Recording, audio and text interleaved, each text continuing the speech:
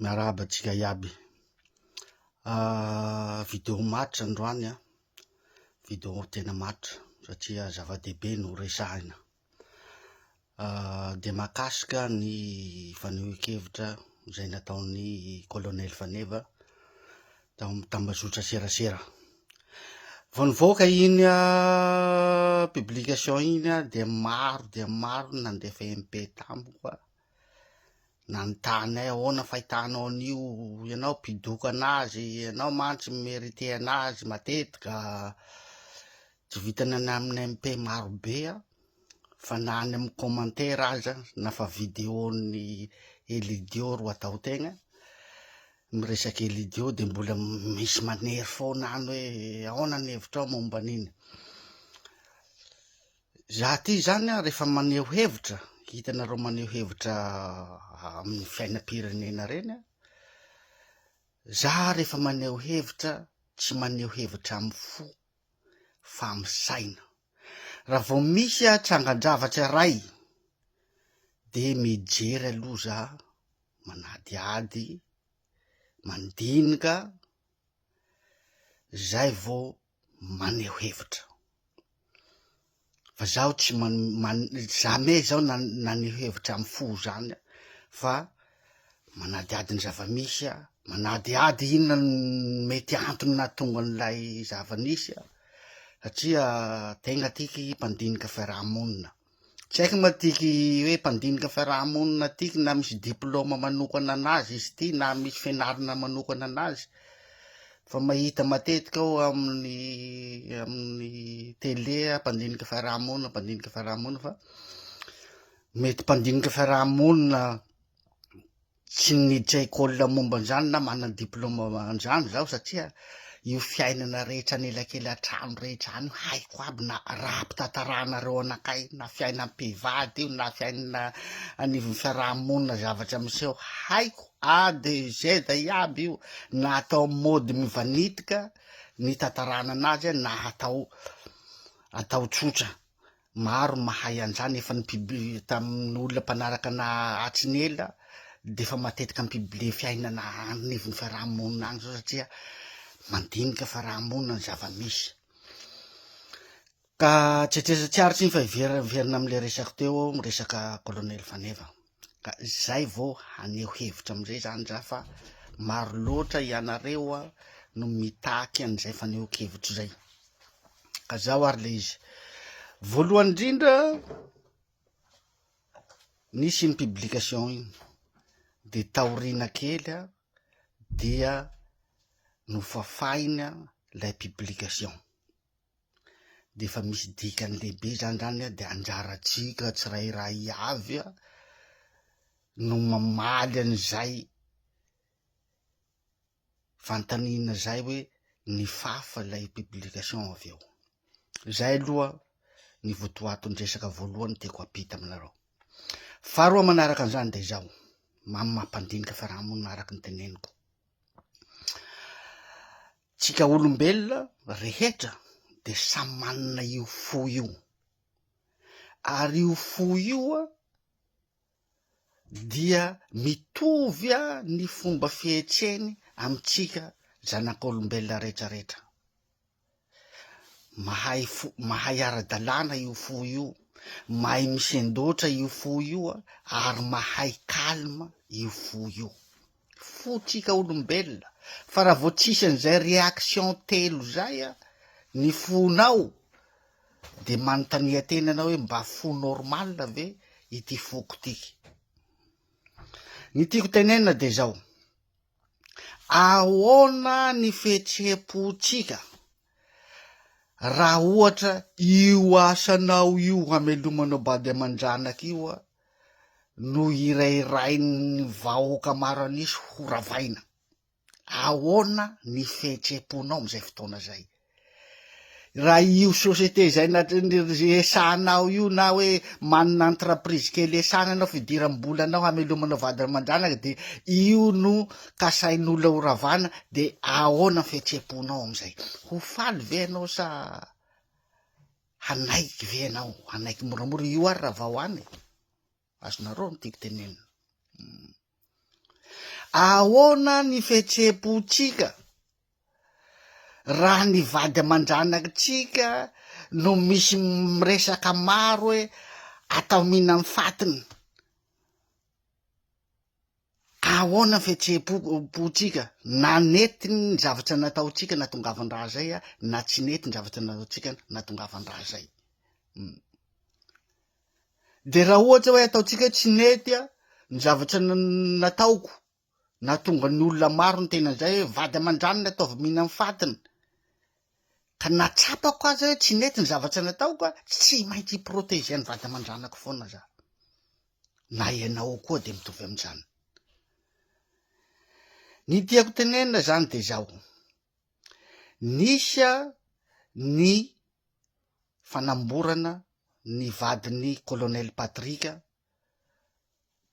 tamin'ny andro nanendrena ny fitondrana ny Colonel Patrika.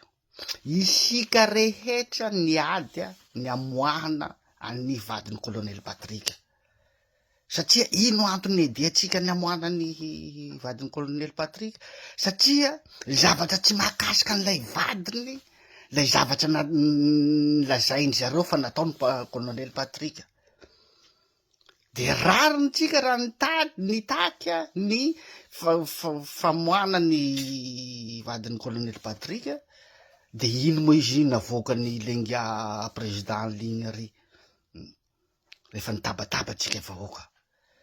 Ka zany hoe ny araky ny oam-piteneny hoe ny eliko ny ray de tsy tokony eriko ny zanany. Iverina za am'ilay resaka fo teo.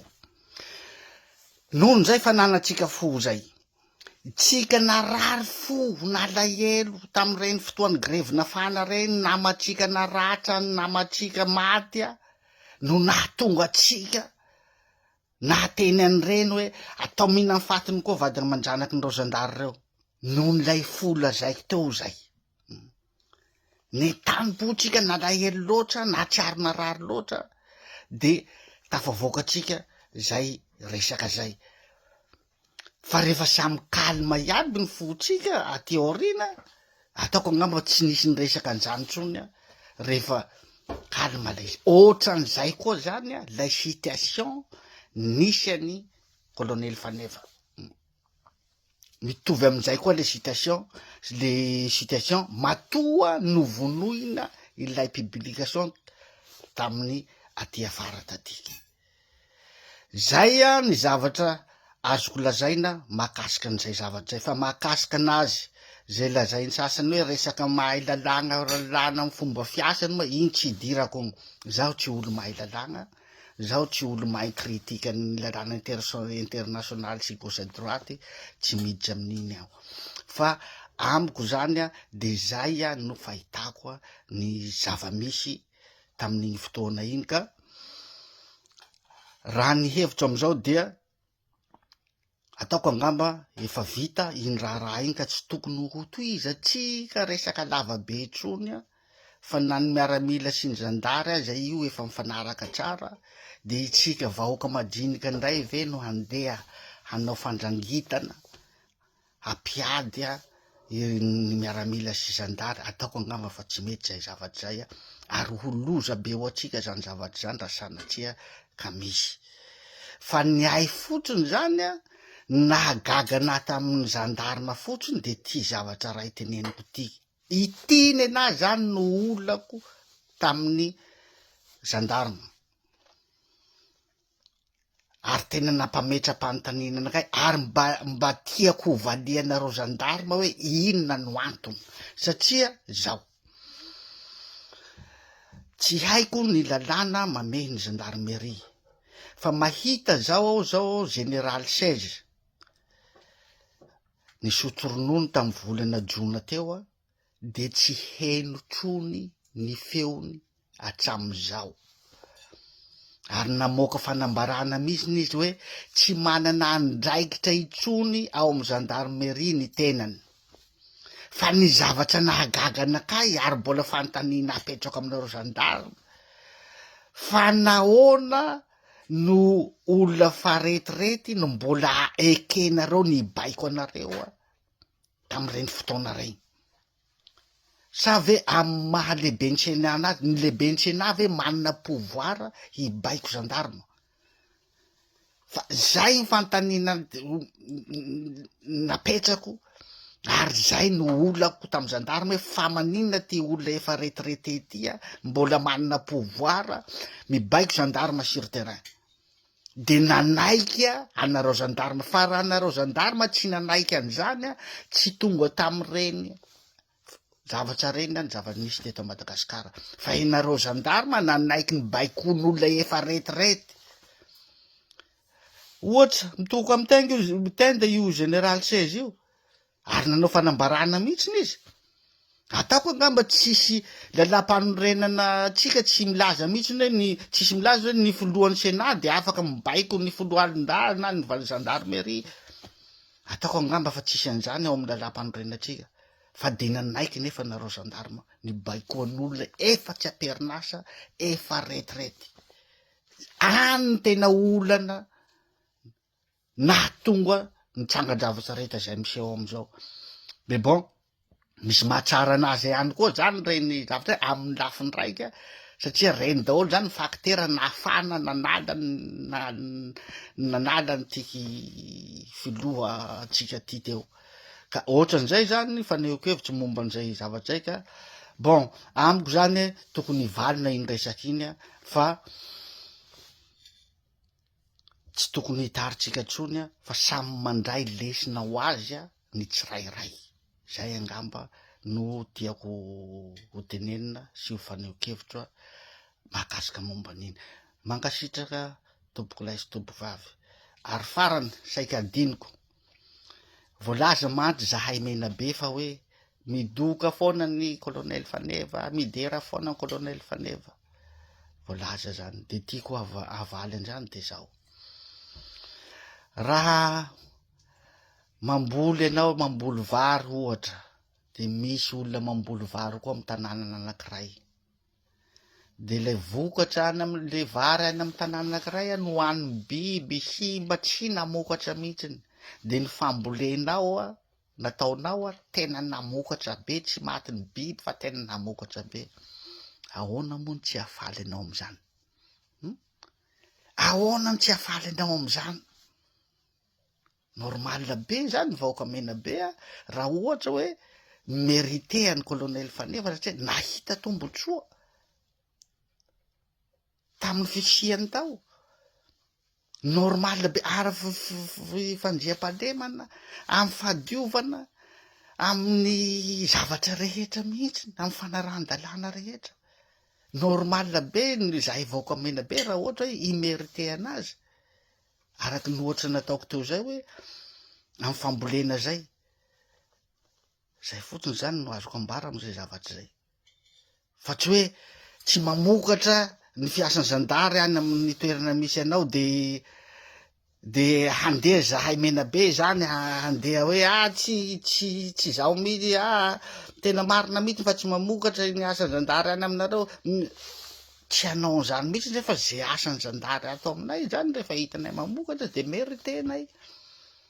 Zay araky ny voalazantsika matetika hoe tsy ao Antananarivo ihany no gendarme fa eran'ny Madagasikara, ka samy manana ny fomba fiasany. Misy mahafapo ny vahoaka zay feheziny, misy tsy mahafapo amy vahoaka feheziny, ohatran're asa rehetra ihany io. Ka aza menatsiny zahay raha ohatra hoe mérité ny colonel Faneva satria nahita vokatsoa tamy fomba ny fiasany hatramin'izay. Tsy idiranay fomba fiasany tany amin'ny zay nesany taloha tany, zay indraindrany sasany, non, tsy miditsy am'izany zahay, fa ny zavatra hitanay maso ato zay nenay zany no indraindraina. Mankasitraka tompoko.